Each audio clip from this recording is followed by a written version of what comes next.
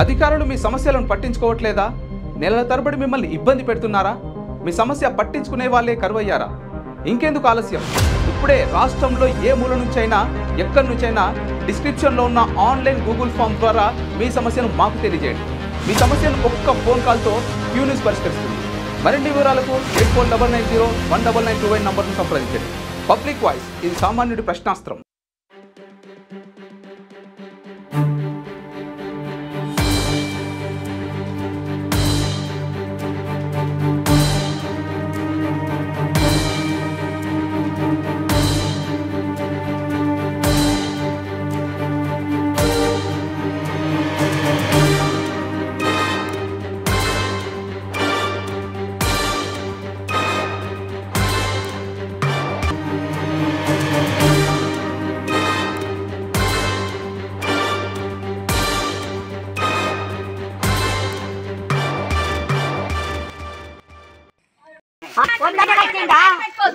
ఇది పద్ధతేనా మీకు? పద్ధతేనా మీకు చెప్పరాదు? ఎక్కడెక్కడ పట్టాలు చేస్తారు, చెడాలు చేస్తారు, మీరు ఇట్లా చేస్తారా?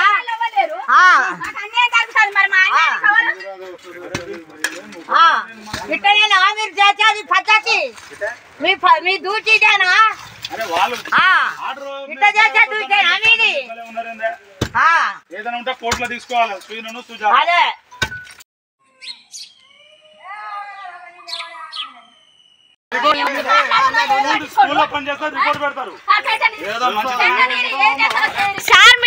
సార్ మీరు ఇవాళ వచ్చి మీరు మాట్లాడుతా అన్నారు. సార్ మీరు మాట్లాడుతా అన్నారు కదా, ఆగండి. ప్రభుత్వ భూమిలో గోడ కట్టుకొని మాకు కొంత అంటే నడుస్తుందా? ఆర్డర్ నుండి ధిక్కరిస్తున్నారు. వాడు ఏదైనా ఉంటే కోర్టులో చూసుకోండి. గోడ కట్టడానికి లేదు, ఏదైనా ఉంటే మీరు కోర్టులో చూసుకోవాలి. 2 నెలలుగా ఆర్డర్ వచ్చింది. గవర్నమెంట్ లో పనిచేస్తున్నావు,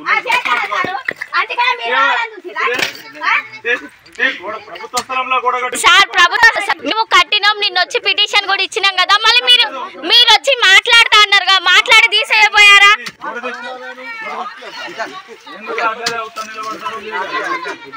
ఇల్లు కట్టినాడు గోడ కడతారు. అరే ఏందా ఏం జరుగుతుంది? డిమాండ్ అవుతారు వీళ్ళిద్దరు. మీకు తెలియదు, డబుల్ బెడ్రూమ్ లో కూడా గొడవ చేసిర్రు. ఇదే ఉన్నది.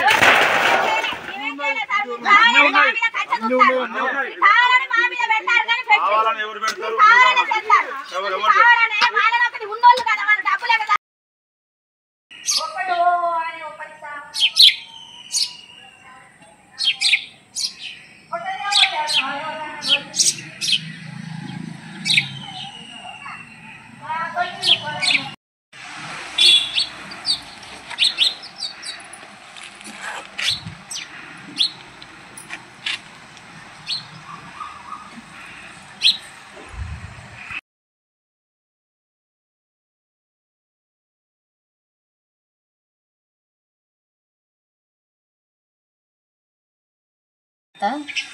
చిన్నగూడూరు మండలం. నేను అనగా దళిత కుటుంబం మాది. మేము గత సంవత్సరాల క్రితం మా మామగారు 50 ఏళ్ళ క్రితం భూమి కొన్నాడు. ఇది ఇల్లు చోటు కొని మాకు గొడవలు అవుతా అంటే కాగితం రాపిచ్చింది సార్. కాగితం రాపిస్తే ఆ కాగితం రాంగ్ కాగితం అని ఎస్ఐ కానిస్టేబుల్ ఆ కాగితం చెల్లదు అని పక్కకు పడేసి ఫలానా సత్యనారాయణ ఆయనది ఖరీదులకు తీసుకొని మాదేం పట్టించుకోకుండా ఆయన గురించి మమ్మల్ని మెంటల్ టార్చర్ పెడుతున్నారు. కానిస్టేబుల్ వచ్చి మేము గోడ కట్టుకుంటే ఆ గోడను నా భర్తలు ఏం చూసి కూలగొట్టిండు. సత్యనారాయణను కానిస్టేబుల్ నిలబడి కూలగొట్టి నా భర్తలు ఏం చూసి ఇట్టెందుకు కూలగొట్టిరంటే నా మీద ఎట్టబడితే అట్నే మాట్లాడి కూలగొట్టిపోయిరు. నా భర్తను పోలీస్ స్టేషన్ పిలిచి టార్చర్ పెట్టుకుంటూ నిన్ను కేసుల పాలు చేస్తా, నిన్నేం చేస్తానో చూడు, నిన్ను సందు చూసి సమయం చూసి నిన్ను జైల్లో పడేస్తా, నువ్వు మాట్లాడకు, బయటైనా గోడ కూలగొట్టినది మా పేరు చెప్తే మాత్రం బాగోదు అని నా భర్తను బేరిస్తా అంటే ఏంది సార్ అట్ట బేరిస్తారని నేను పోయి అడిగితే నువ్వేందమ్మా నా అట్ట చూస్తాను ఏందని బొమ్మలు ఎగిరేసుకుంటూ తప్పుడు మాటలు మాట్లాడుకుంటూ బయటికి వెళ్ళిపోమ్మని వీడ నిలబడకు, నీకు నిలబడడానికి రైటే లేదు అని నన్ను ఎట్టబడతట్నే ఎస్ఐ గారు మాట్లాడింది సార్. మేము పేదోళ్ళం సారు, దళితులం. మేము బాలన్న మా మీద మంచిగా గట్టిగా చర్యలు తీసుకుంటాడని మేము నమ్ముకుంటున్నాం సారు. మేము పేదోళ్ళం, మాకు అండ అదిరికి ఎవరు లేరు.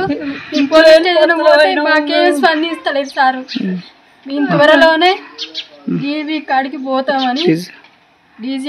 పోదామని అనుకుంటున్నాం సారు.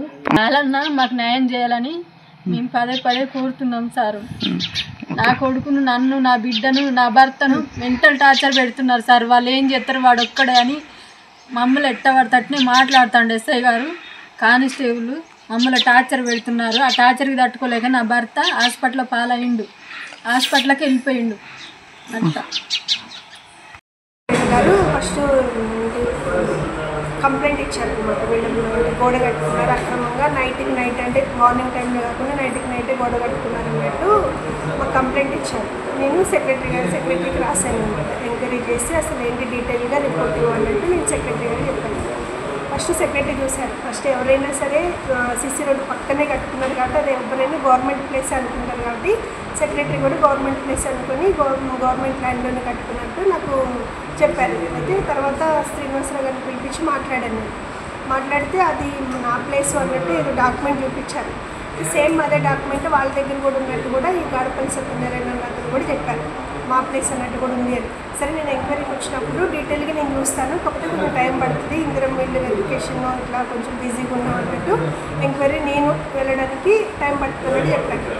మేము మా నుంచి గోడ కూల్చండి అన్నట్టుగాని ఎవరికి చెప్పలేదు.